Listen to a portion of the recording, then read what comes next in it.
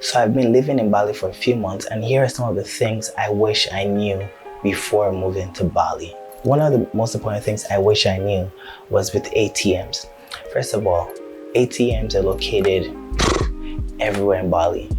However, some different ATMs, depending on the bank, charge you fees.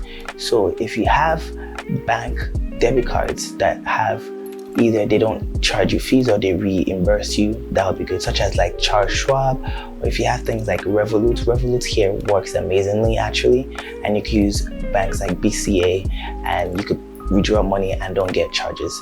So banks like that are important for you to have. I'll drop a link down to Revolut and or Charles Schwab for Americans or people that are out there in the US or North America. You can open up one of those. But for my fellow Europeans and people from the rest of the world, Revolut is a good option that you can also use. So to clarify, Bali is not a country, guys. Bali is an island located in Indonesia. There are over 17,000 islands in Indonesia. Bali is just one of the main ones. So get that correctly. Now, Bali itself is actually pretty big. People don't let you know this. Like when I got here, I found out, I thought, Ubud, Seminyak, Canggu, all those places were so close. But when you actually go, let's say someone's living in Ubud and you're living in Canggu, you're not gonna be able to go visit them every day because Ubud is all the way up here or all the way out here and Canggu's all the way over here.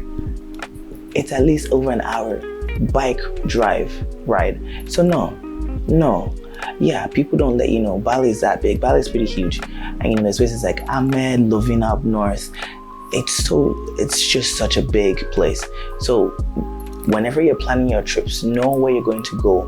Map it out before you come because Bali is quite big actually. Yes, it's very big.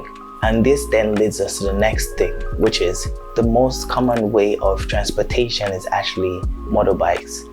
So if you can learn how to ride a motorbike, that would be very nice. You could come here and you could easily just pick up and go on. However, you do have to learn some of the directions because it's on the other side of the world. For people who are maybe in the Americas, it's not, you don't drive on the right side, you drive on the left side. Things are slightly different. And people drive a little crazy here. You gotta be aggressive, but also defensive. It's kind of like if you lived in Mexico, similar driving styles, I would say. So motorbike is very essential to getting around here. But if you don't want to ride motorbikes or you're scared, or you can always get on Gojek, which are one of the apps that's like Uber, or you can also use taxis. There's also Gojeks and stuff like that, Grabs, which I'll link a video that I made about apps that are important for you to have before coming to Bali. Yeah, so you could also do that. Another thing to know is that Bali is very, very spiritual. And because of that, you need to make sure that you respect the traditions of the people of this island. Yeah, even if you're a different religion or different beliefs, you still need to respect the people here. So don't be shirtless on the streets or bikinis on the streets. Make sure you're covered up. I know I see a lot of people like just shirtless and stuff like that on their bikes. They don't actually like that. Whenever I have conversations, they don't typically, Balinese don't like that. So have some respect. Yes, it's hot. Yes, it's what if you're on the beach, that's different. But just on the streets, just maybe casually walk in. You just finished the workout, that's different. But you're just driving on your bike, showing off your muscles or boobies and all that stuff. Yeah, like just be a little bit more respectful of the people of the island. With also being respectful, Balinese have morning offerings, daily morning offerings called YiNkZZ.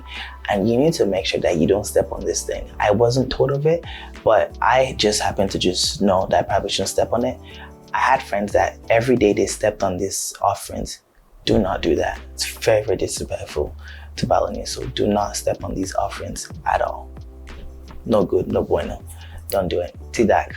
The next thing to keep in mind is that Bali is quite developed. It has everything you need.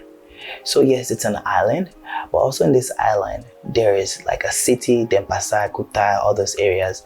Then there's different, tourist bully hubs, Canggu, Ubud, Seminyak. And that's not just only Bobu. You could go around to different things. So if you need anything, you're more than likely going to be able to find them here on the island. There's so much diversity of things. There's malls, there's like tech shops, there's different things. Whatever you need that's like little, you don't need to bring all those things here because you can easily find them probably here, and they're very cheap and affordable. So don't think that you need to bring your whole life here. No, there's things here on the island as well. People don't talk about this. Like, Bali is really developed, so you can always buy things here as well. One of the most important ones is apps. There's lots of apps that you're going to need to come here. I made a video on the 3 must-have apps when visiting Bali or while in Bali. So make sure you guys go check it out. And don't forget, you can make a difference in this world. Be a light. Till next time, guys. Peace out.